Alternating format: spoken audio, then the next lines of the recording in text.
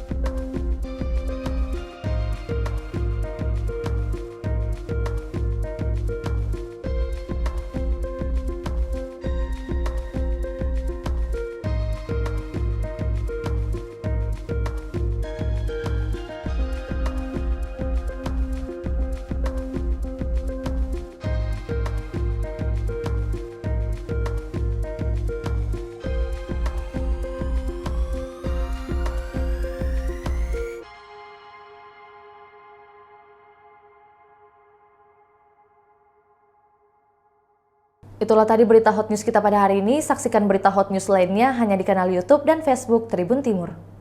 Terima kasih sudah nonton. Jangan lupa like, subscribe, dan share ya.